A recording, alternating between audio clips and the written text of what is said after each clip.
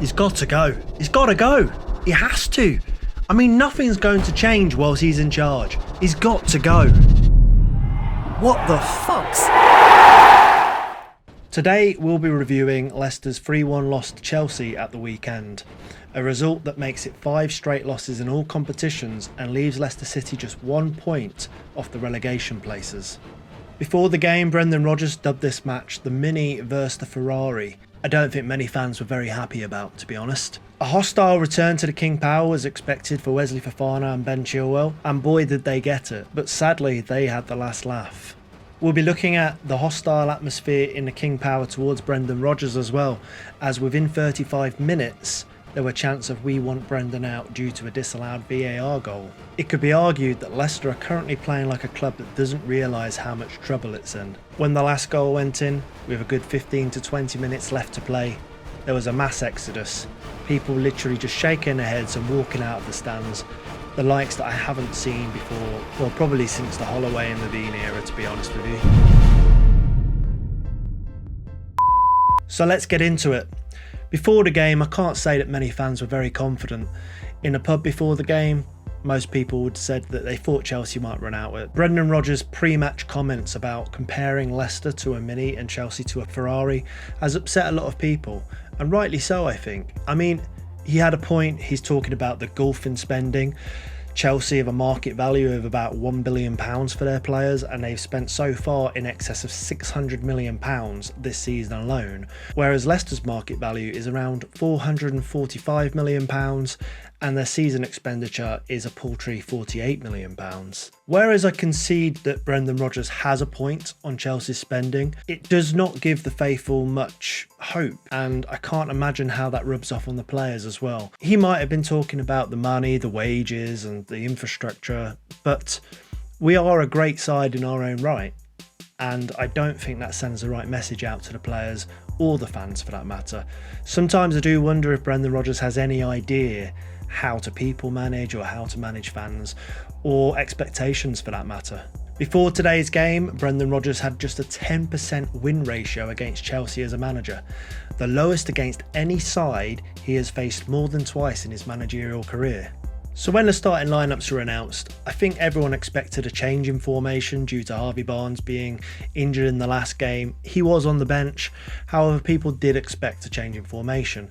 But I can imagine the collective groans when people saw that Daniel Amate had made the team sheet again, especially in a game where we knew that we would be under the cosh a fair bit, and Daniel Amate is quite prone to mistakes. Getting into the match, I actually don't think that we played as bad as fans would possibly have you to believe. I think that the general atmosphere of fans has just been building up over time. A loss or even a draw just wouldn't be enough with our current perilous position. So I can understand fan frustrations. I don't think we actually played as bad. I mean, we're not defending well and we're not doing the basics well at the back, but going forward we are creating chances, and there is a point to be had there that if we could have finished our chances, it could have had a very different result.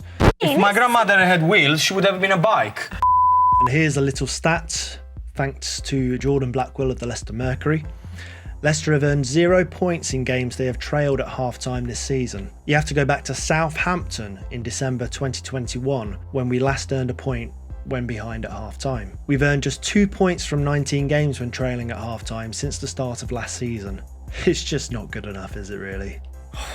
He's got to go. He's got to go. He has to. I mean, nothing's going to change whilst he's in charge. He's got to go.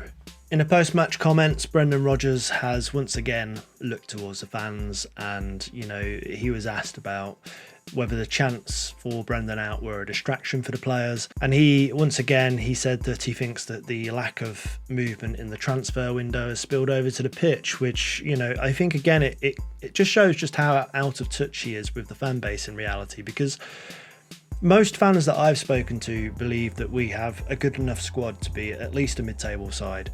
And the lack of transfer activity, where it was worrying, was not actually the main issue that most fans had. The main issue that I had in particular was the performance on the field, particularly with how we started the season. But I know that transfers can boost a squad, and it can make a squad be reinvigorated and play better in that way. But I don't believe that our squad was that bad, and I still don't think it's that bad, but they're not playing well, and it's almost as if they're uninspired. So I think to take that view, it gets under the skin of a lot of fans. You're guessing at what's upsetting the fans as opposed to actually knowing. And unfortunately for Brendan, a lot of the fans are actually just disgruntled with his football. You know, unfortunately for us, results really didn't go our way at the weekend either. You know, with the likes of Southampton getting a point, West Ham getting a point, Bournemouth winning at Liverpool, Everton winning at Brentford, Leeds got a point at Brighton. You know, we lost, Forest lost, and Palace lost. So that result leaves us perilously close to the relegation zone now. We're only 1 point outside, and we have significantly the worst form in the league now with 4 losses on the spin. Other teams around us seem to have either changed manager or they're picking up results now, and that's a bit of a worry for us because at the moment it just doesn't look like it's going to change. So the underlying feeling at the moment for the fan base seems to be that a change needs to happen. You know, we have had good times under Rodgers and we've enjoyed it in the most part, but the last 18 months has been this slow, steady decline, and we're at a point now where we could very realistically be relegated with the 4th highest paid manager in the league. Not to mention that most of our squad is on an average of 80,000 a week. It's laughable how badly mismanaged some of this has been, and something has to give, something's got to change, and unfortunately I think most of us can't see it happening on field with Brendan Rodgers in charge. Not whilst the atmosphere is as it is. You know, I think earlier in the season, when we started the season, the first 7 or 8 games when we didn't pick up a win, we said, you know, we had this little run of form before the World Cup, and for most people we all felt that yes, but it's only going to take another bad run of results for us to turn again.